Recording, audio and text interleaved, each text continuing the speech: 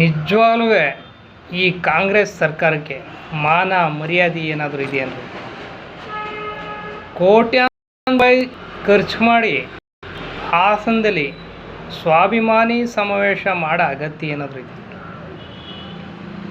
ಈ ಕೋಟ್ಯಾಂತರ ರೂಪಾಯಿ ಖರ್ಚು ಮಾಡಿದಾರಲ್ಲ, ಹಣ ಯಾರ್ದು? ಜನಸಾಮಾನ್ಯರ ತೆರಿಗೆ ಹಣ.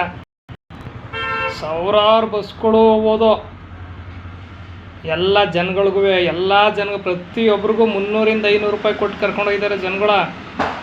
ಸುಮ್ಮನೆ ಅಲ್ಲ, ಎಷ್ಟೋ ಜನಸಾಮಾನ್ಯರಿಗೆ ಅನಾರೋಗ್ಯ, ಎಮರ್ಜೆನ್ಸಿ, ತುರ್ತಾಗಿ ಆರೋಗ್ಯ ಸೇವೆ ಮಾಡಬೇಕಾಗಿರ್ತದೆ. ಬಸ್ಗಳಿಲ್ಲ, ಎಲ್ಲ ಹಣ ಮಾಡ್ಕೊಂಡು ಇರ್ತಾರ ಜನಸಾಮಾನ್ಯರು. ಬಸ್ಗಳು ಓಡಾಡಬೇಕಾಗ್ತದೆ. ಸಾವಿರಾರು ಬಸ್ಗಳ ಸಮಾವೇಶಕ್ಕೆ ಕರ್ಕೊಂಡೋಗಿದ್ದೀರಲ್ಲ, ನಿಮ್ಗೇನು ಮಾನ ಮರ್ಯಾದೆ ಇಲ್ವಾ?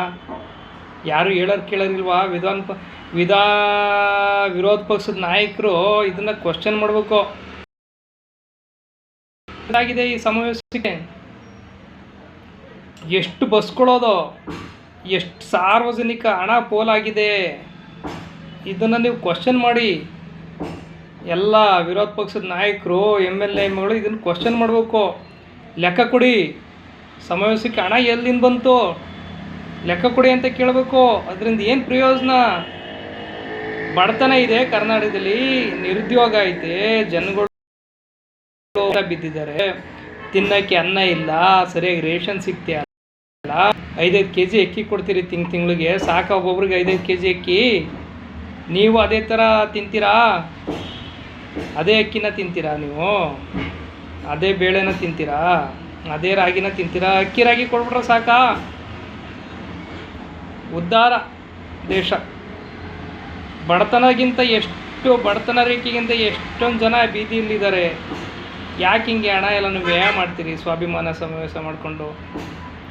ನಿಮ್ಮ ಕಾರ್ಯಗಳೇನಿದ್ರು ಅಭಿವೃದ್ಧಿ ರೀತಿ ಮಾಡಿ ತೋರಿಸಿ, ಆಗ ಜನಗಳು ಮೆಚ್ಕೋತಾರೆ.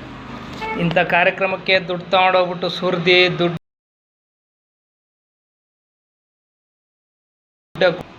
ಭಾಷಣ ಮಾಡ್ಬಿಟ್ಟು ಅವ್ರನ್ನ ಬೈದು ಇವ್ರನ್ನ ಬೈದು ನೀವು ಓಟ್ ಹಾಕ್ಬಿಡ್ತಾರೆ ಅನ್ನೋದೆಲ್ಲ ಭ್ರಮೆ.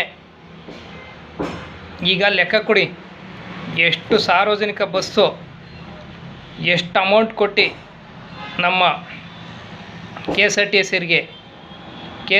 ನಿಗಮದವ್ರಿಗೆ ಎಷ್ಟು ಹಣ ಖರ್ಚು ಮಾಡಿದ್ದೀರಿ, ಅವ್ರಿಗೆ ಎಷ್ಟು ಜಮಾ ಮಾಡಿದ್ದೀರಿ, ಈ ಹಣ ಎಲ್ಲಿಂದ ಬಂತು? ಆ ಸಾರ್ವಜನಿಕ ಸಮಾವೇಶಕ್ಕೆ ಎಷ್ಟು ಖರ್ಚು ಮಾಡಿದ್ದೀರಿ, ಅದಕ್ಕೆ ಹಣ ಎಲ್ಲಿಂದ ಬಂತು? ಇವನ್ನೆಲ್ಲ ಲೆಕ್ಕ ಕೊಡಿ. ನಮ್ಮದಪ್ಪ ಹಣ, ತೆರಿಗೆ ಹಣ. ದಿನ ನಾವು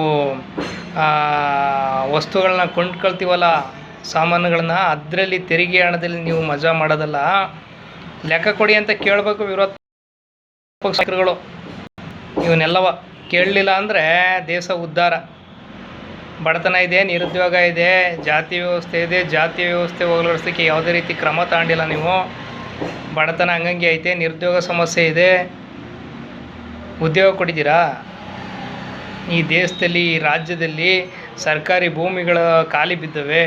ಅಲ್ಲೆಲ್ಲ ಏನಾದ್ರು ಕೃಷಿ ಚಟುವಟಿಕೆ ಮಾಡೋದ, ಕೃಷಿ ಉತ್ಪನ್ನಗಳನ್ನು ಹೆಚ್ಚಿಗೆ ಮಾಡೋದ, ಉದ್ಯೋಗ ಕೊಡೋದ, ಸ್ವಯಂ ಉದ್ಯೋಗ ಮಾಡಿಕೊಡೋದ? ಅವೆಲ್ಲ ಇಲ್ಲ.